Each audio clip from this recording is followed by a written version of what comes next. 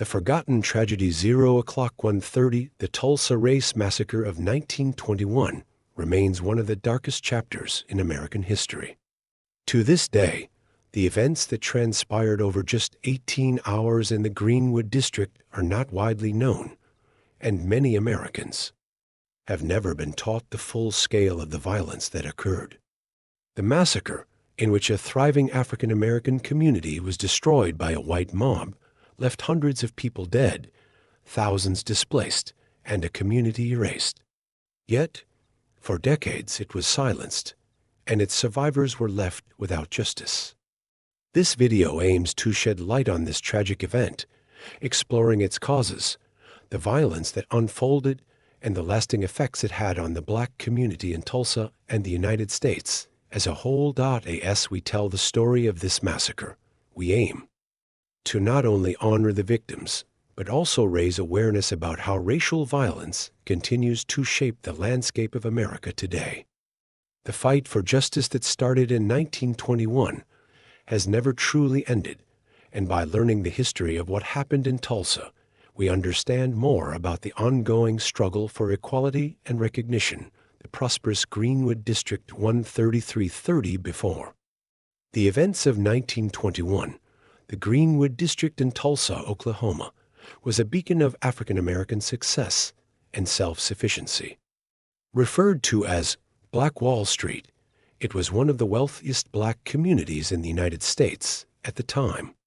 Greenwood was a thriving district filled with over 1,000 Black-owned businesses, including banks, hotels, grocery stores, and professional services.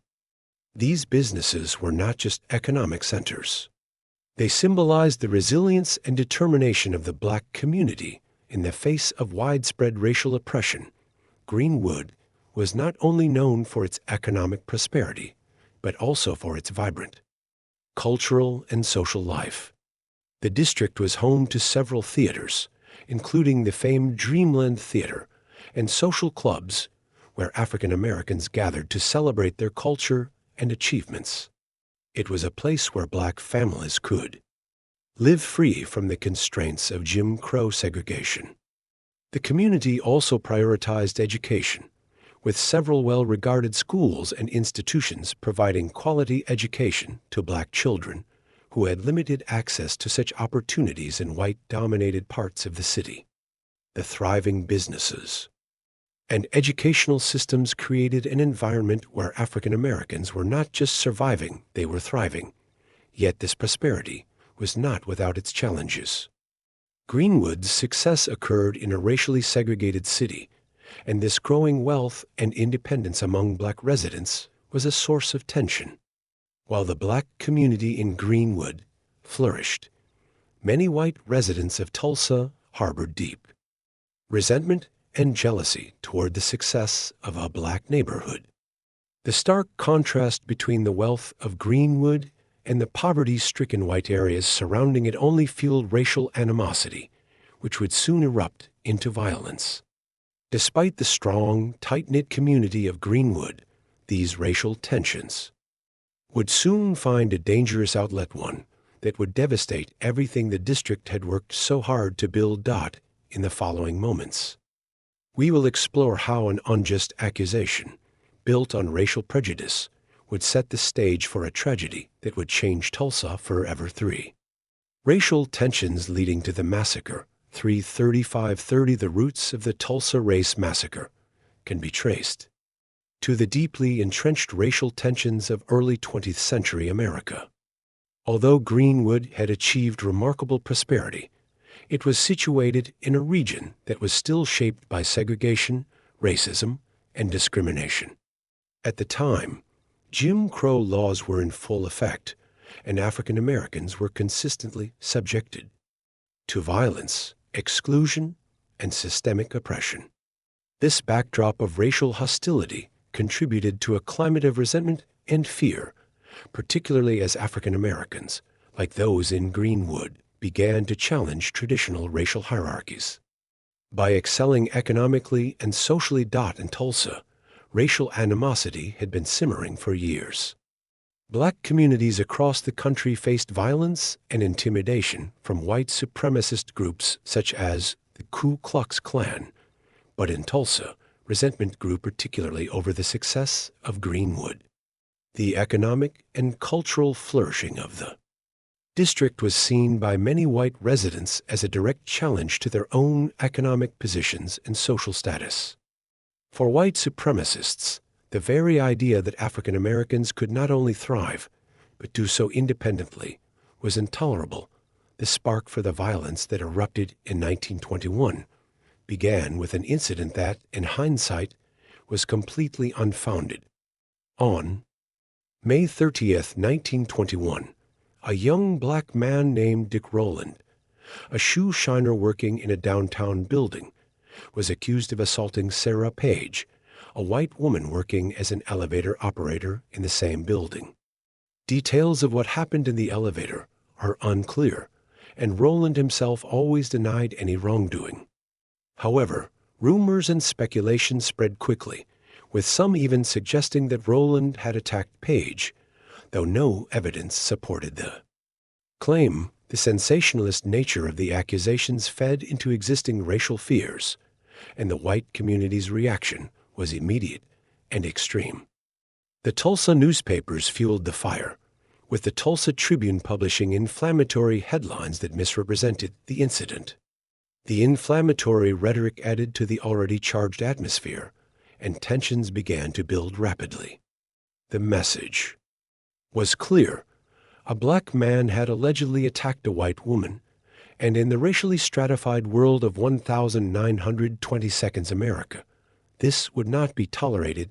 As tensions mounted, a crowd of white residents gathered outside the courthouse, where Rowland was being held. They demanded that he be handed over to be lynched. In response, a group of black residents from Greenwood, including several armed men, arrived at the courthouse to protect Rowland and ensure that he would receive a fair trial.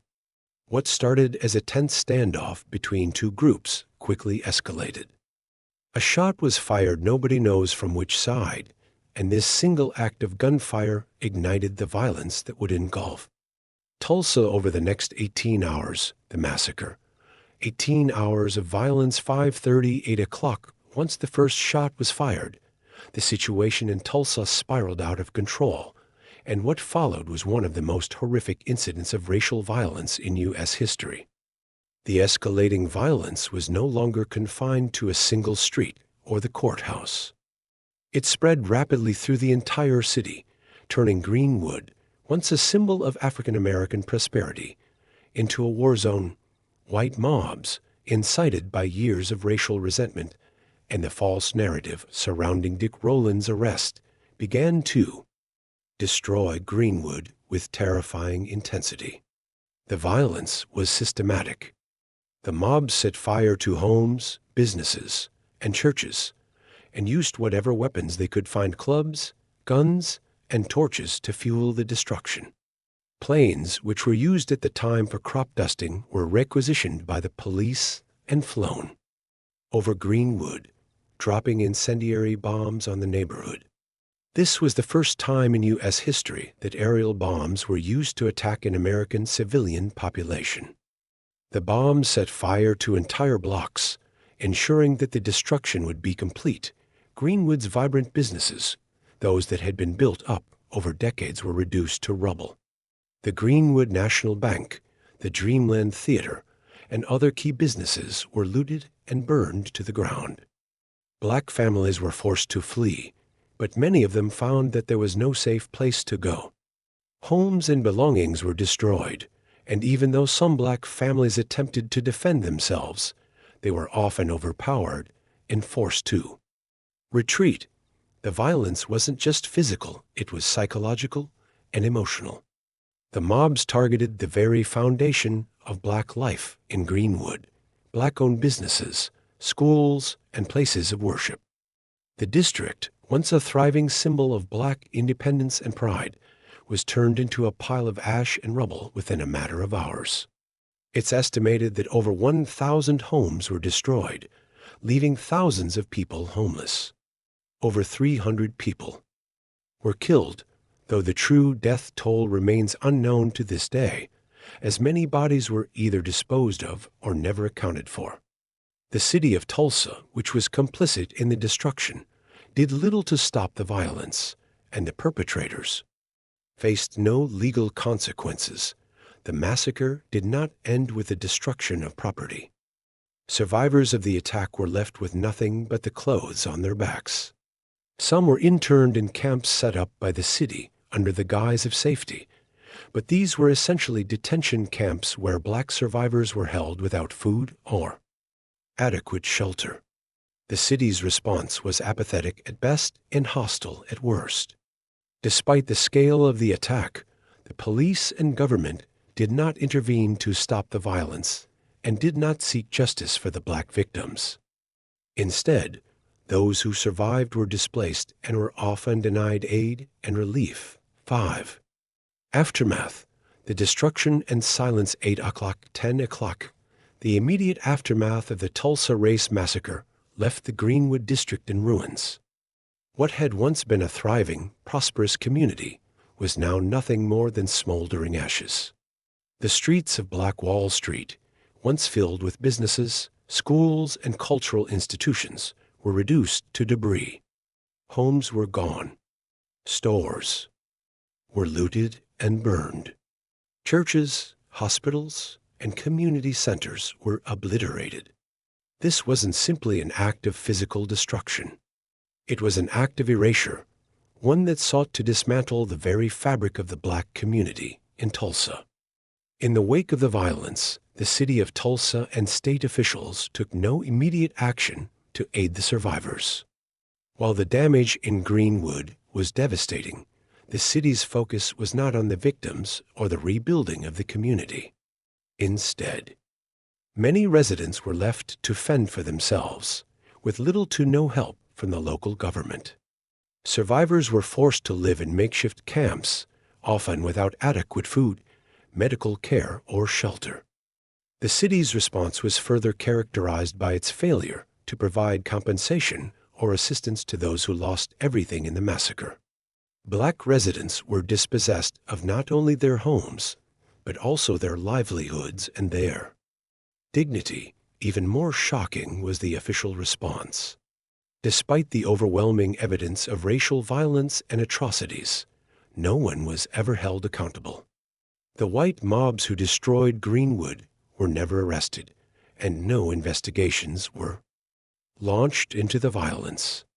Instead, local authorities and city leaders largely ignored the massacre or minimized its significance.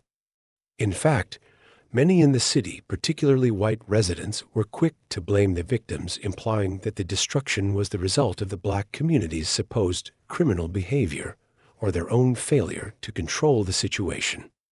This narrative was part of a broader culture of silence that sought to shield the perpetrators from any form of responsibility.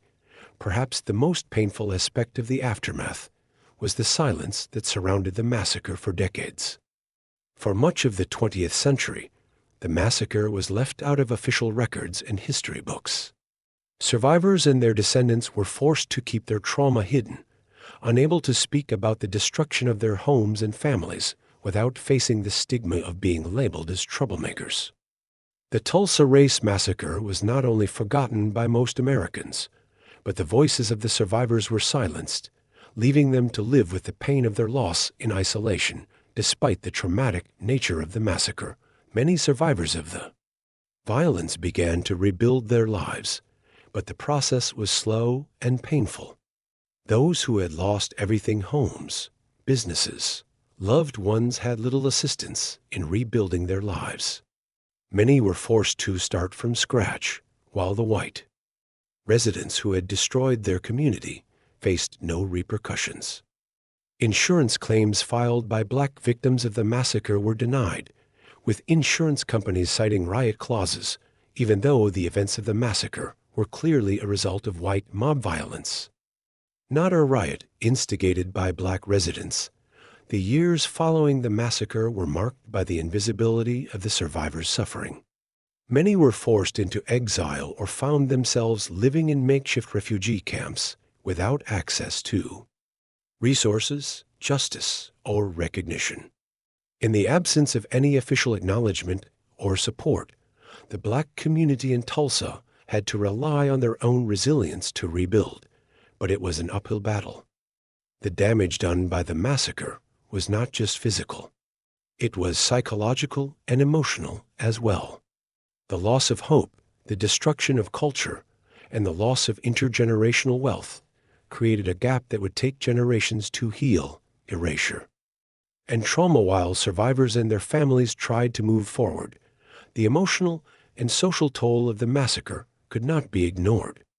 The trauma experienced by the survivors was passed down through generations. Many families were never able to recover the wealth and property lost during the attack. The massacre disrupted the growth of a thriving black middle class, and the psychological scars endured long after the physical rebuilding of homes and businesses. In the broader context of American history, the massacre also left a legacy of racial injustice and historical erasure. For decades, the massacre was not taught in schools, and many Americans remained ignorant of the events that had occurred in Tulsa. The media and government largely ignored the story, choosing instead to focus on narratives that upheld the status quo of racial segregation and white supremacy. This collective amnesia meant that generations of Americans grew up without understanding the full extent of the racial violence that had occurred in their own country. It wasn't until the late 20th century that the massacre began to be acknowledged on a larger scale. Efforts by survivors and activists led to a renewed interest in the massacre and its impact. In 1996, the Tulsa Race Riot Commission was established to investigate the events of 1921, leading to a formal recognition of the atrocity. The commission's findings confirmed the scale of the violence and called for reparations for the survivors and their descendants. Despite these efforts, the struggle for justice continues to this day. The fight for reparations and acknowledgement of the massacre's impact remains a central issue for the survivors' families and their descendants. As of the 21st century, there has been a growing recognition of the need for reparations and educational initiatives to ensure that the tragedy is never forgotten again.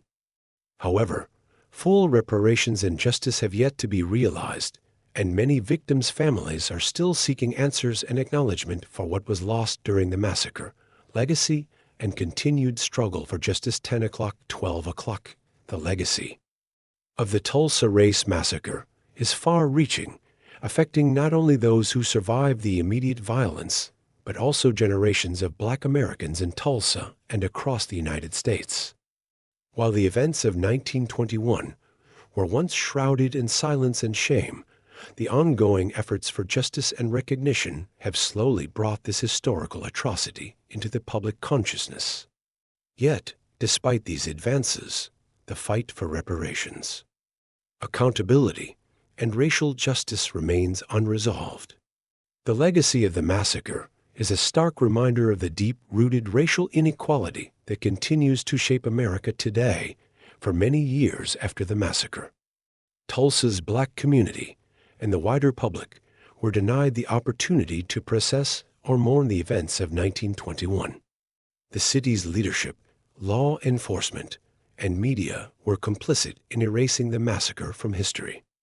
Even though survivors and their families knew the scale of the violence they had endured, there was no platform for them to voice their pain.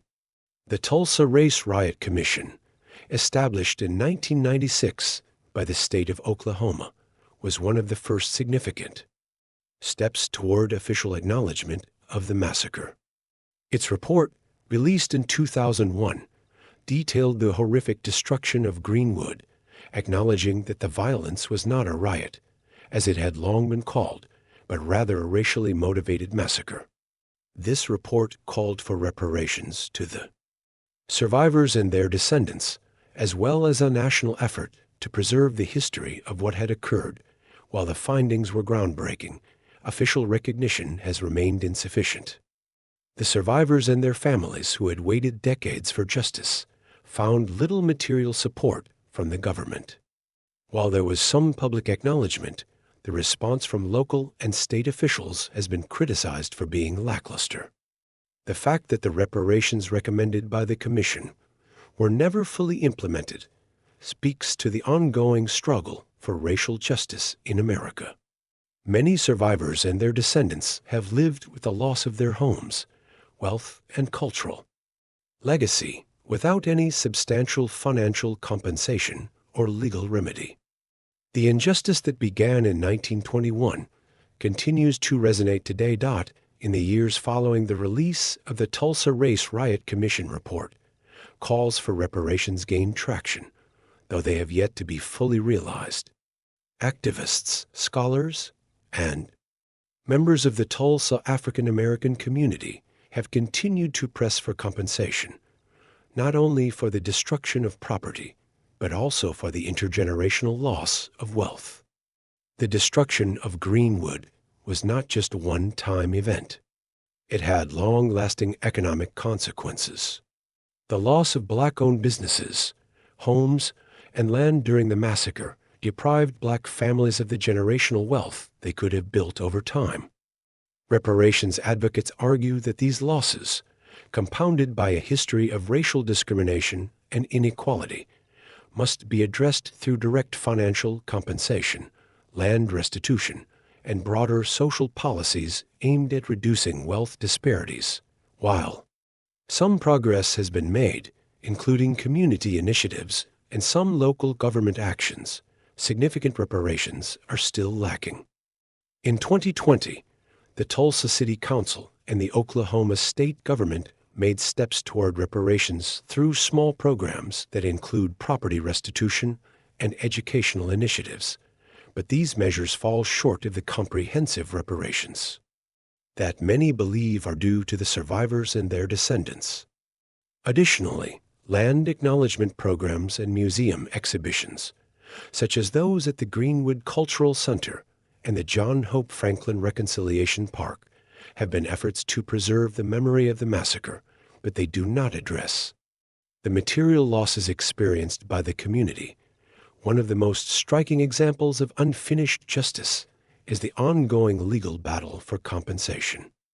In 2021, the 100th anniversary of the massacre, descendants of survivors and civil rights organizations renewed their calls for reparations, putting pressure on local and state governments to take real action. As of 2021, Oklahoma lawmakers were still considering bills that would offer some form of restitution, but challenges remain. Institutional resistance, political divisiveness, and the lack of widespread understanding of the significance of the massacre have stymied meaningful change. One of the key elements in the ongoing struggle for justice is education. The massacre was not taught in most schools until recently, and for many years, Tulsa's official narrative surrounding the event was one of denial and distortion. As such, there is still a lack of widespread public awareness of what happened.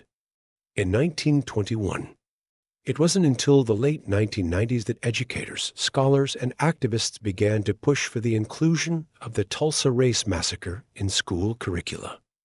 In recent years, efforts have been made to ensure that future generations of Americans, particularly young people, learn about the event and its impact on American history. In 2021, for instance, the state of Oklahoma mandated that the massacre be included in the history curriculum for public schools. This has been a critical development in ensuring that the next generation is taught about the massacre's role in shaping Tulsa's history and the broader racial context of America. However, while there has been progress in schools, there is still a long road ahead for broader public education and understanding. The fight for full acknowledgement of the massacre's significance must continue, both within the school system and in public discourse. Greater awareness means greater public pressure, which can lead to systemic change. The media has also played a critical role in reviving interest in the massacre and promoting a more truthful account of Tulsa's history. Documentaries, books, and articles along with media coverage of the 100th anniversary have helped keep the story alive. In particular, the 2021 HBO series Lovecraft Country, which dramatizes the Tulsa Race Massacre in its opening episode, brought the event to a wider global audience, sparking conversations about racial violence and the importance of historical memory. Cultural projects like these play an important role in shifting the narrative surrounding the massacre from one of erasure to one of acknowledgement and reconciliation. The Tulsa Race Massacre serves as a powerful symbol in the broader fight for racial justice in the United States. The massacre was not an isolated incident. It was part of a wider pattern of violence and systemic racism that affected Black communities across the country during the early 20th century, especially during the period of the Great Migration. African Americans were forced to navigate not only the threat of violent reprisals, but also economic disenfranchisement, voter suppression, and a deeply racist legal system. The massacre in Tulsa was just one of many episodes of racial violence that had devastating effects on Black Americans and left indelible scars on the collective psyche. Today, as movements like Black Lives Matter continue to call attention to the ongoing struggle for racial equality, the memory of the Tulsa Race Massacre serves as a poignant reminder of how far the nation still has to go in addressing the root causes of racial injustice. The massacre's legacy is intertwined with the ongoing fight against police violence, discriminatory policies, and the persistent racial wealth gap that continues to affect Black communities across the country. For Tulsa's Black community, the massacre is not a distant memory. It is part of their lived history, passed down through generations. Survivors' descendants, activists, and community leaders continue to push for justice not just for the events of 1921, but for the larger systemic injustices that the massacre symbolizes. The long-term struggle for justice and reparations is a critical part of the larger movement for racial healing and progress in America. 7. Cultural reclamation. The Greenwood District today, 12 o'clock, 14 o'clock. The cultural legacy of the Greenwood District has endured, even in the wake of the massacre. While much of Black Wall Street was destroyed in 1921, the resilience of the community has allowed for a remarkable recovery of both the area's physical landscape and cultural identity. Today, the Greenwood District stands as a powerful symbol of the ability of the Black community to rebuild after such unimaginable tragedy. Although it has been difficult for the district to fully reclaim the grandeur it once held, various efforts over the years have allowed Greenwood to remain an important cultural hub in Tulsa. In the years following the massacre, many survivors returned to the area, and those who had been displaced slowly began rebuilding their homes and businesses. However, economic obstacles and the absence of resources made recovery a daunting challenge. Despite this, the community's spirit of resilience and self-determination played a central role in keeping the memory of Greenwood's prosperity alive. The effort to rebuild Greenwood has been a multi-generational struggle, with families passing down knowledge of the massacre and the drive to reclaim what was lost. In recent decades, the city has taken steps to revitalize the area and honor its history. The Greenwood Cultural Center, founded in 1996, has become an essential institution for preserving the legacy of the district and sharing its rich history with new generations. The center's exhibits educate visitors on the cultural and economic significance of Black Wall Street before the massacre, ensuring that the history of Greenwood's prosperity and its destruction is never forgotten. Additionally, John Hope Franklin Reconciliation Park, which opened in 2010, serves as a memorial to the victims and a site for reflection on the racial violence that took place. The park features sculptures and historical markers that chronicle the massacre, and it serves as a public space for dialogue on issues of race, justice, and reconciliation. While these efforts have been instrumental in honoring Greenwood's history, the area is also seeing a new era of development. Over the last few years, efforts to revitalize Greenwood have led to a mix of new businesses, housing developments, and cultural institutions. However, these changes have not come without controversy. As new gentrification has begun to take root in the area, there are growing concerns about the displacement of long-time residents and the risk of losing the community's historical significance. The challenge today is balancing the economic development of the area with the cultural preservation of Greenwood's unique history. The challenge is to ensure that the memory of Black Wall Street remains a living part of the community's identity, while ensuring that its legacy isn't lost to rising property values and changing demographics. Despite these challenges, the fact that the Greenwood district is still a vibrant part of Tulsa today is a testament to the power of cultural reclamation. The memories of Black Wall Street and the lives lost during the massacre continue to resonate deeply within the Black community, and as the area rebuilds, the cultural reclamation of Greenwood becomes an important step in the long journey toward healing and justice, national and global impact, lessons learned and unlearned. 14 o'clock, 16 o'clock. The Tulsa Race Massacre reverberated far beyond the confines of Tulsa, Oklahoma. Although its story remained largely unknown to the broader public for decades, the massacre serves as a stark example of the racial violence that has been a part of American history since the country's founding. In a broader context, the massacre is indicative of a pattern of racial violence against Black communities that has occurred throughout American history, and it is emblematic of the white supremacy and structural racism that continue to affect marginalized communities today. The massacre also sheds light on the ways in which Black economic prosperity has often been met with violent resistance. Greenwood's success, its thriving businesses, and its burgeoning middle class were a direct challenge to the status quo of racial segregation. The massacre's destruction was not only an expression of racial hatred, but also an attempt to maintain a rigid racial hierarchy in the face of Black economic independence.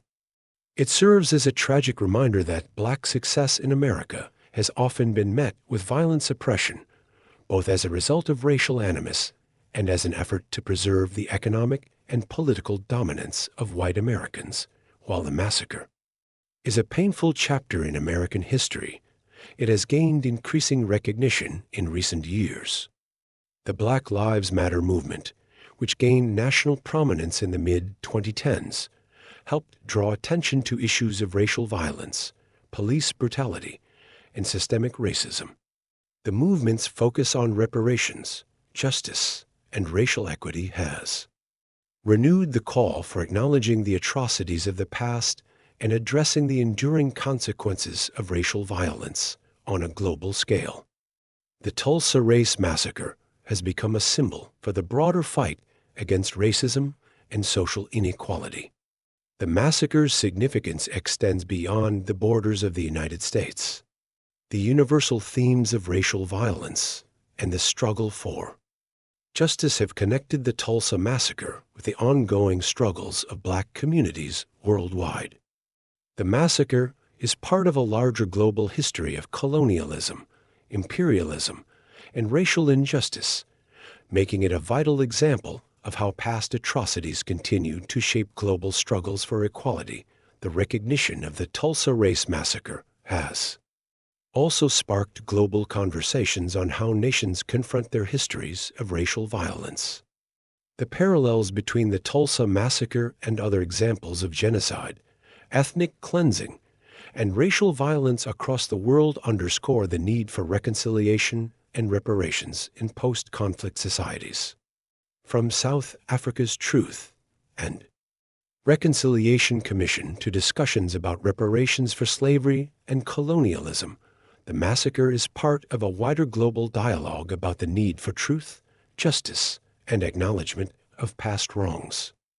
In the United States, the massacre remains a central example of the ways in which racial trauma and economic disenfranchisement have been intertwined for generations. Yet, even with the growing acknowledgement of this tragic event, the long-term fight for reparations, justice, and racial equality is ongoing. The Tulsa Race Massacre serves as a reminder of the need to face uncomfortable truths about the country's racial past and take meaningful steps toward racial justice and equity. A call for justice and healing. 16 o'clock, 18 o'clock. The Tulsa Race Massacre of 1921 remains one of the most painful and tragic chapters in American history. The massacre not only destroyed a prosperous black community, but also marked a moment of racial reckoning that reverberated throughout the United States.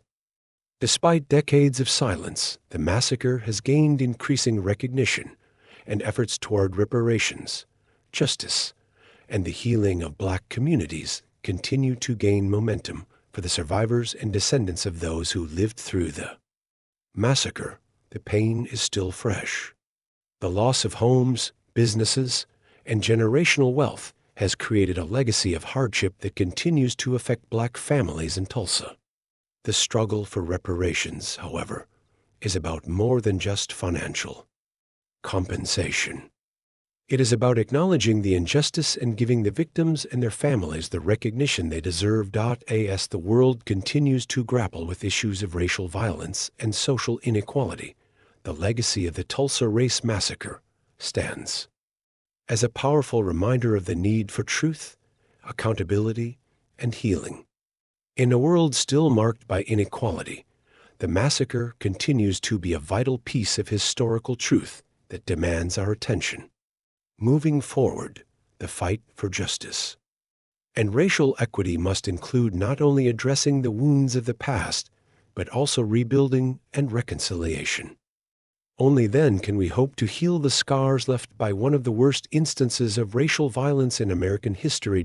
In the end, the story of Tulsa's Greenwood district, the victims of the massacre, and the ongoing struggle for racial justice is a testament to the resilience and strength of the black community. It is a call for all of us to confront the painful truths of our past and work toward a more just and equitable future. The fight is not just about remembering the massacre. It is about ensuring that such violence is never repeated and that justice is served for all those who suffered and continue to suffer in its wake.